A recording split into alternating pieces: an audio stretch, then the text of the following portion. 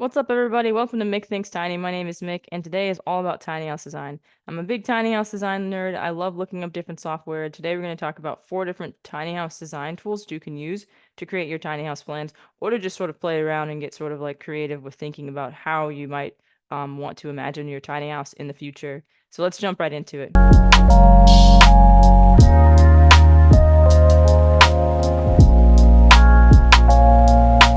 All right, welcome back. For those of you who are new to the channel, the point of this channel is to be your source for all things tiny. I'm a big tiny house enthusiast myself. I'm actually working towards getting my own tiny house. I want to renovate it one day, and then ultimately I want to create my own tiny house company. So this tiny house channel is all about that, sort of just documenting that journey, and then also creating as many videos as I can for y'all to be a resource for every aspect of the tiny house process. All right, so today we're talking about design.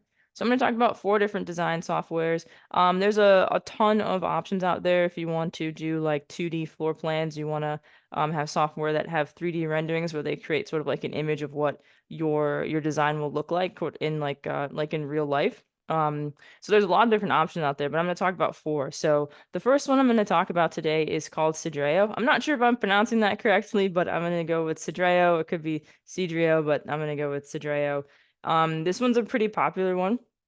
One important thing to note about this one is that you do have to sort of scale it for a tiny house because it's not made specifically for tiny houses. You can use it to make 2D floor plans for tiny houses, 2D plans, and then also 3D rendering. But it's designed for just houses in general. I will say that, and I did try using it, so I will say that it's really technical. I think it's a really great one. I wouldn't recommend it for a beginner. So just sort of like go through and look at the website, look at some of the videos, see what they offer. I'm just going to show you a little bit of what their website has here, just so that you have an idea of what to expect. I will say their 3D renderings are really beautiful, so it does give you a really good sense of what your design could look like in real life. So basically, it's a 3D home design platform. It gives you really good photorealistic rendering. They sort of like advertise that. I can attest to that, and the 2D floor plans as well. I would say that it's for someone that has a little more experience with architectural design, so someone who's a contractor or someone who's been doing design for a little bit longer. So if you're a beginner, I wouldn't recommend it. It's also a little bit on the pricier end, so you can get a free version, which is limited. You can get a free version for all of these, but they'll be pretty limited in terms of what you can do. Some of the features, maybe some of the add-ons, definitely the amount of projects. They'll limit you to a couple of projects, and then depending on what you're doing, you might not be able to have the 3D rendering as an option. So Cedreo ranges from the free version, obviously, but for the paid plans, it's $99 a month. Sorry, $99 a month to $150 a month. And with each one of those, as you'll see as you go through the website for all these different sites that I'm mentioning, the higher up you go in price, you just have access to more features, right? So you might have access to more projects or unlimited projects. And then in terms of 3D rendering, you might have access to more options for 3D rendering or how many times you can render a project as well. So that's Cedreo. Next up is SketchUp. SketchUp is another one that's on the market that's really popular as well. SketchUp is really great because it's extremely technical. So you might spend hours and hours, like 10 or 20 hours making one house, but you'll have a really good sense of just like the technical aspect of designing these floor plans. So I will say that it takes a little bit of patience. I haven't personally tried to use it, although I've seen like video tutorials and it does look a little bit more complex. So I would say that I wouldn't say that you can't, I wouldn't recommend it for a beginner because I think that with all of these, if you are just starting out, it could be helpful and you can give it a try, but you might just get a little bit frustrated. It might take you a while. So again, 3D modeling, super detailed. Um, it could take a little bit of time, and I wouldn't recommend it necessarily for a beginner, but it could be worth it. You just like to give it a try. The price range is a lot wider for SketchUp than it is for Cedreo. So SketchUp starts at $119 a month, and it goes all the way to $749 a month, depending on what you're doing. So if you're thinking about this as like an individual, I would say for all of them, try out the free version, of course. Play around with it, see if it's something that you like, because everyone's different when it comes to design softwares and these different tools. You have to make sure that you're really comfortable with it. So I would say first and foremost to get the free version and check it out. And then maybe after a few designs, if you feel really comfortable with it, maybe you want to like up it to see if you like some of those additional features. But I would definitely say to shop around between all the ones that I'm going to mention today. And then there's also other ones too. I'll drop a link. There's a link in the video for There'll be links in the videos for all of these, but there'll also be a link in the video too, just like a place where you can go and look at more reviews of different ones because it's really helpful to look at like a comparison, not only in price, but also in the features that they offer. All right, so that's SketchUp. The next one is Home by Me. This is a really interesting one. So I did use this one. I tried this one out before I settled on the one that I like, which is the last one I'll talk about today. Home by Me is more for interior design. So like aesthetically, it doesn't look as technically sharp as some of the other ones. So like cedreo looks really, really technical, and the photorealistic renderings look really, really realistic. And then for SketchUp, it's very detailed. I'm not sure what the photo renderings look like for the 3D renderings, so I can't speak to that. But I will say that Home by Me looks a little bit more like, I don't know, it kind of reminded me of The Sims. It's a little bit cleaner because The Sims quality is kind of fuzzy, but in terms of just you're just kind of picking things up and moving them around. So like I would say that Home by Me isn't going to give you, you're not going to walk away with as much of an understanding of design from like the entire process, from like building it from the ground up as you will with some of these other ones that I'm mentioning today, like cedreo and SketchUp, and then Tiny Easy, which is the next one I'm going to talk about. But it will give you a good sense of like how to visualize a space. So Home by Me offers 2D floor plans. It does do 3D rendering. It has name brand furniture in there, so you can like look at actual couches or like furniture by like Pottery Barn and things like that. So like that's kind of nice. So if you know that maybe you're working with a client and you know they want specific type of furniture, you can sort of use it to visualize the space. I think it would be a really great option if you're like kind of thinking about how to visualize staging, but I wouldn't necessarily say that it's great to actually like build out the plans for a house, but that's a tiny house. But that's just my personal opinion because again, this one's not designed. It's not set up for a tiny house either. So I think that's kind of something that's sort of a factor in sort of my personal assessment of it, and I use it for a little bit. But then the free version's really limited, right? So I use the free version too. So maybe when you scale up or like you upgrade, you get better features and it becomes a little more realistic for you. It's the cheapest of the three that I've mentioned, of the threes I'm mentioning so far. It's $25 to $53 a month. So that is something to consider because it's a really good price point. Especially if you wanna like upgrade and get other features. To spend 23 bucks a month is a lot better than spending like a couple hundred. Okay, so the last one I'm going to talk about is my favorite one. It's Tiny Easy. I'm not going to talk about it too much, but I'll talk about it a little bit just to give you a sense for why this is the one I would recommend over any of them.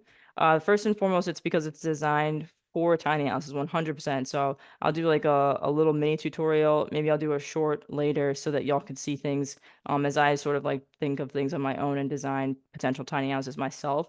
So first and foremost, it's designed for tiny houses. What does that mean? So everything is to scale for tiny houses. So when you're looking at furniture, it's set for the standard size. When you're looking at like cabinets and countertops, when you're literally building everything out, everything is designed specifically for tiny houses, and there isn't anything else on the market like this. So I'm always going to be a big proponent for things that are specific to the industry because I think that's really important, especially for novices, right? Like I know, like coming into this, just watching like HGTV, it doesn't give you a sense of like, you don't really know that much about what goes into things. And now that I've worked for a tiny house company, I've worked as a tiny house designer, I've used this to design tiny houses for clients. Like it gives me a really good sense of what is important to have. And it's really important not to have to worry about the basics. Like, is this going to fit, or how do I visualize this in like in a 10-foot wide space or an 8.5-foot wide space, versus like like a 20-foot long tiny house versus 24. Like you don't have to worry about so many things when you're sort of like jumping in using this software.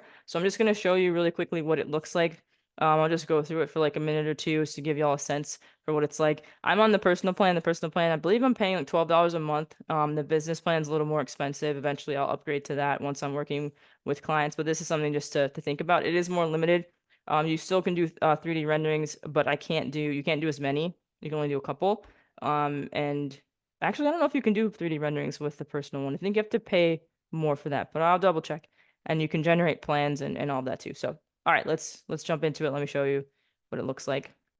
Okay, so here we are. I'm in Tiny Easy. I'm in my own personal setup. So you have a dashboard when you first log in, and then you have something called the launcher. So when you first start, it asks you how you would like to sort of like proceed. So you can either go from preset designs, which they have, which I won't show you today, but you click on that, you can get a preset design. That could be great to give you an idea, or maybe you have a client that really just wants something that's just like ready to go, and so you can just do preset and that can be done.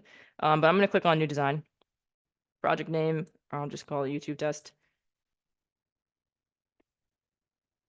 So it's going to show you your measurements, right? So you have to pick between the metric system or the imperial system. Imperial system is for the US and Canada, and then the metric system is all over the world. I'm in the US, so I'm going to click imperial so I don't confuse myself. And then you're looking at your tiny house trailer length. I'm going to go with 24.